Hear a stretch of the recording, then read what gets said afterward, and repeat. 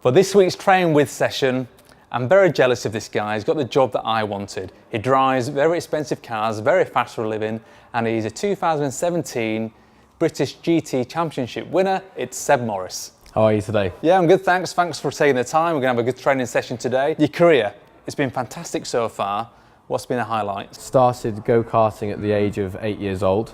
I've gone through karting, Formula Renault, Formula 3, and then I've moved across into a championship called GT3. So one of the highlights was definitely leading the Daytona 24 Hours, which was over in America, against ex-F1 drivers and the world's best drivers. Quite an achievement then to get the fastest lap amongst all those.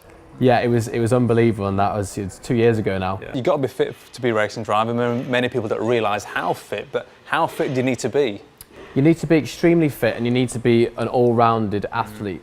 But basically, for people that don't know, I do endurance racing. So we do 6, 12, 24-hour races where the car does not turn off for 24 hours. Yeah. Training for that is difficult because you're in a high intensity environment for 3 hours where there's all sorts going on, but also you're under 2 to 3 G at all time with your G-force. Yeah. And personally, you spend a lot of time in the gym. You see from your Instagram, you've kind of like bulked up in the last year. Why was that?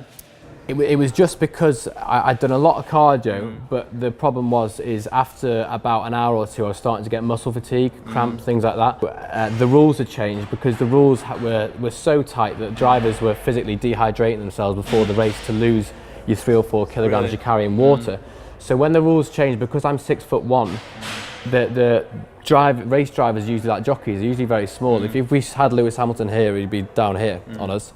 So for me as a 6'1" frame, it's been very difficult. I've had to take the hit in not eating and stuff like that. Yeah. So I've actually put on 10 kilograms since last year and feeling all the better for it. It means I've got more fat stores to use during the race and things like that.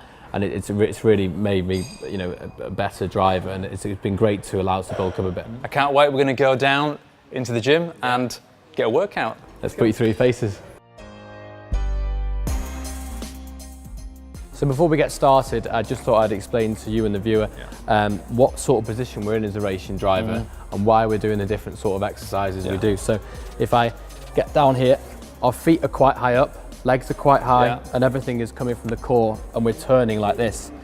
So the problem this makes for the human bodies as being a racing driver is that we're very front loaded. Everything's hunched over, and as you can see, all our shoulders are in an unnatural position. So what we'll do is every exercise I do as a push, we'll try and do a pull, because that brings the body back into the central position. It's important to maintain your posture as well. So that's why we'll do what we're doing in the gym today. Great, let's go and do it. Here we are then, exercise 1, it's a banded jammer press. What's this all about, Seb? So this is focused on explosive power, and obviously, as I've mentioned before, weight gain is quite critical for us. So we need to get as much strength as we can without putting on too much weight. So these explosive exercises are good for that. So we're pushing up like that, slow down, and every time we push from the hips up like that. And this is doing all shoulders, back and core, which is obviously one of the 3 most important parts. Exercise number 2, close grip inverted row. Why do we do this? So we do this for what I said before. This is an exercise that balances out my body and isolates the back muscles, so it is good for my general well-being. Yeah. Get your chest directly underneath the bar. Engage your core so you're flat like this. What we'll do is go down, explode up like this, and then take about 5 or 6 seconds to pull down, and what that does is isolate the back muscle. That's a good one, that. Never tried that before. Exercise number 3, the Prowler push.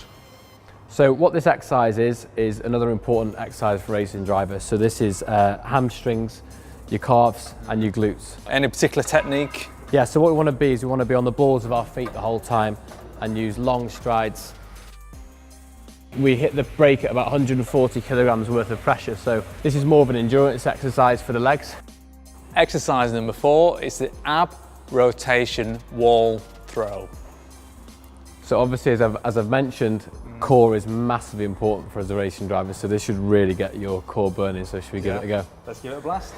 So we'll pick up these 5 kilogram balls. You're going to get yourself nice and far back like that, perfect. Once to the side, over the head, and then try and hit the number 5.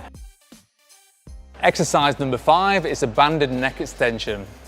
Why do we do this one? We do this because the neck is obviously the most important part of a racing driver's body. If your neck goes, everything else goes with it. So this is important for us. And you should never train neck alone. You should do it with somebody who knows what they're doing, which is not me. So we're going to introduce Seb's PT, Ash, and we're going to do the exercise. Right, so let's get into position. So hips down, engage the core, nice rest, nice and slow, take your time. 2, engage the core, keep that hips down. Back up. 3, good. On this one, hold it. Hold. 3, 2, 1, rotate.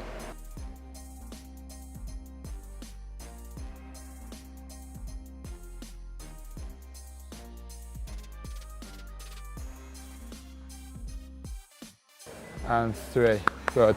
It's off. Good work. There we go, 5 great exercises from Seb, which were... We had push, pull, back, legs, neck, everything. Great, I enjoyed it, great workout. Thanks for your time today, Seb. No problem. And good luck with all your races in this coming year. Thank you very much.